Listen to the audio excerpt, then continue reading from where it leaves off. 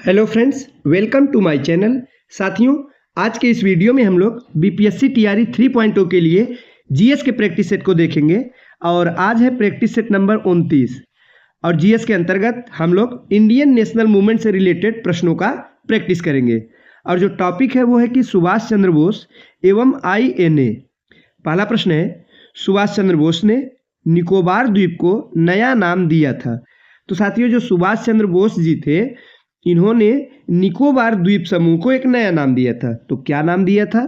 तो स्वराज द्वीप नाम दिया था। आप लोग ध्यान देंगे, सही जवाब होगा ऑप्शन नंबर ए, स्वराज द्वीप। साथियों, बीपीएससी प्री एग्जाम 2022 और 7-8 में ये पूछा गया प्रश्न है।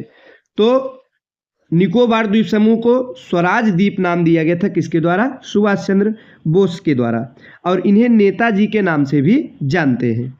नेक्स्ट है, फॉरवर्ड ब्लॉक किसके द्वारा स्थापित किया गया था?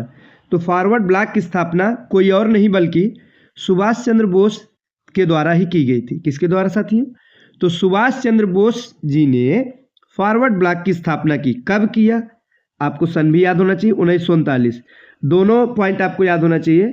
सन 1939 में सुभाष चंद्र बोस ने फॉरवर्ड ब्लॉक की स्थापना की थी। चलिए हम बढ़ते हैं अगले प्रश्न की तरफ। हमारा जो तीसरा प्रश्न है वो है कि 1945-46 में दिल्ली में हुए आईएनए के मुकदमों के पक्ष में पेश हुए वकील थे। कौन थे साथियों? तो भूला भाई देसाई। सही जवाब होगा ऑप्शन नंबर डी। कौन? भूला भाई देसाई। आगे है, नेताजी द्वारा आजाद हिंद सरकार की स्थापना की घोषणा कब की गई थी? नेताजी यानी कौन? तो सुभाष चंद्र बोस।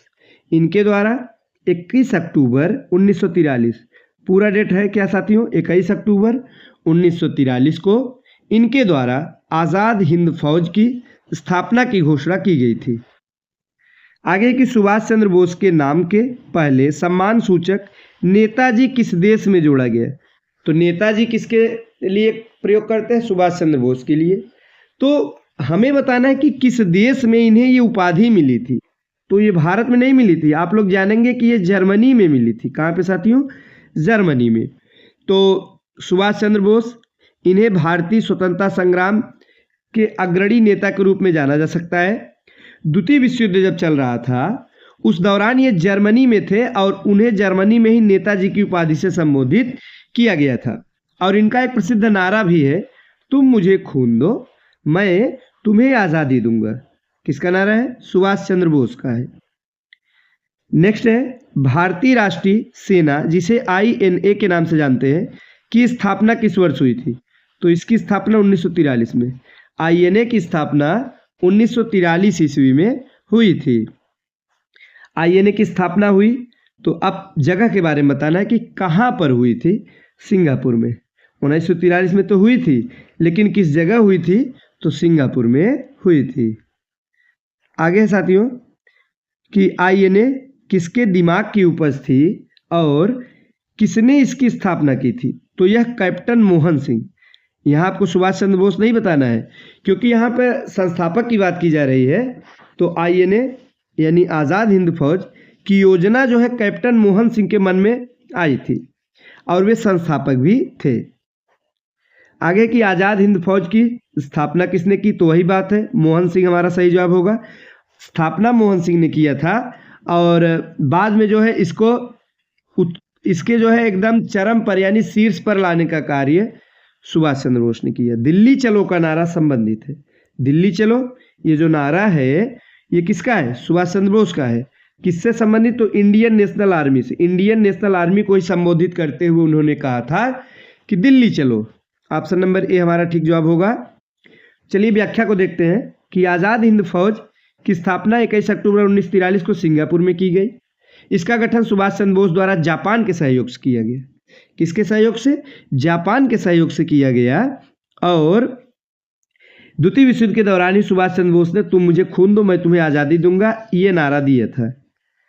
नेक्स्ट है, अखिल भारतीय फॉरवर्ड ब्लॉक की स्थापना के लिए सुभाष चंद्र बोस से कौन जुड़े और आईएनए आंदोलन के साथ भी जुड़े रहे? तो वे थे शीलभद्र याजी। कौन थे? शीलभद्र याजी जुड़े हुए थे। नेक्स्ट है कि निम्नलिखित व्यक्तियों में से किसने 1943 में सुभाष चंद्र बोस को सिंगापुर में आईएनए बनाने में सहायता की? तो कौन था? तो वे थे जनरल मोहन सिंह। कौन साथियों? General Mohan Singh. Option number B हमारा ठीक जवाब होगा। साथियों आप सभी देख सकते हैं सुभाष चंद्र बोस और आईएनए से संबंधित जितने प्रश्न बीपीएससी में पूछे गए थे सबका हमने प्रैक्टिस कर लिया। अब हमारा नेक्स्ट चैप्टर है भारत के गवर्नर, गवर्नर जनरल, वायसराय। तो यहाँ से भी निश्चित रूप से प्रश्न बनाए जाते हैं। तो चलिए इसको भी हम कंप्लीट करते हैं, शुरुआत करते हैं। पहला है कि सती प्रथा को बंद कराने में किसने लॉर्ड विलियम बेंटिंक का सहयोग किया? सबसे पहले यहाँ से 2-3 प्रश्न आपके बनते हैं। एक ये कि सती प्रथा का अंत किसने किया? आप लोग बताएंगे लॉर्ड विलियम बेंटिंक ने। और इस प्रश्न में पूछा गया सहयोग किसने किया? तो राजा राम मोहन राय। जहां भी सती प्रथा का नाम आएगा वहां पे राजा राम मोहन राय का नाम आपको याद रखना है। राजा राम मोहन राय की ही मदद से लॉर्ड विलियम बेंटिंक ने क्या किया कि सती प्रथा को बंद किया। कब? 1829 में। डेट याद रखना है, 1829 में लॉर्ड विलियम बेंटिंक ने सती प्रथा को समाप्त किया और सहयोग किया था राजा राम मोहन राय ने। नेक्स्ट है भारत के किस गवर्नर जनरल के कार्यकाल में कलकत्ता, बंबई और मद्रास विश्वविद्यालय स्थापित किए गए? 3 विश्वविद्यालय कौन कौन? कलकत्ता और बंबई और मद्रास। इसकी स्थापना जो है लॉर्ड कैनिंग। सही जवाब होगा option number C, Lord Canning. 1857 में हुआ था लॉर्ड कैनिंग के ही समय में। और उसी समय साथियों 54 में एक वुड डिस्पैच आया था, इससे भी प्रश्न बनता है। चलिए हम बढ़ते हैं अगले प्रश्न की तरफ। हमारा जो अगला प्रश्न है साथियों वो है कि किसने सिंध विजित कर उसका अधिग्रहण कर लिया? अधिग्रहण या अधिकरण यानी कि सिंध को किसने जीता मिला लिया? तो नेपियर ने। सही जवाब होगा option number C, Napier. Delhi Durbar के समय भारत का वायसराय कौन था? तो दिल्ली दरबार के समय लॉर्ड लिटन था। 2 बार दिल्ली दरबार का आयोजन, एक 11 बार में था, एक इसके पहले था 1877 में। साथियों प्रथम दिल्ली दरबार की अगर बात की जाए तो लॉर्ड लिटन का शासनकाल था और प्रथम दिल्ली दरबार का आयोजन हुआ था 1877 में और 76 से 80 तक थे लॉर्ड लिटन। तो दूसरे दिल्ली दरबार की बात की जाए तो साथियों 1903 में आयोजित किया था। तीसरा जो है 1911 में हुआ था जिसमें दिल्ली राजधानी बनाई गई थी।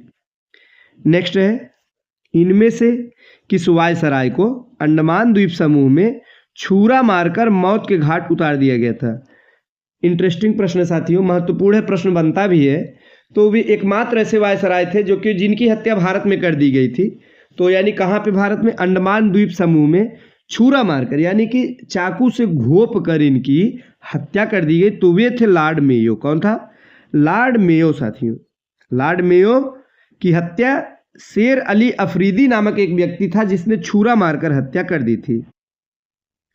जनगणना से संबंधित प्रश्न बनता है, मेयो के ही शासनकाल में हुई थी। नेक्स्ट है देशी राज्यों का के साथ संबंधों में सर्वोच्चता की शक्तियों को सुस्पष्ट रूप से किसने परिभाषित किया? तो लॉर्ड कर्जन ने। किसने किया? लॉर्ड कर्जन ने। अगला जो प्रश्न है वो सूची का प्रश्न है साथियों। 2 सूची दी गई है, मिलान करने के लिए कहा गया है। चलिए देखते हैं। पहला है इल्बर्ट बिल।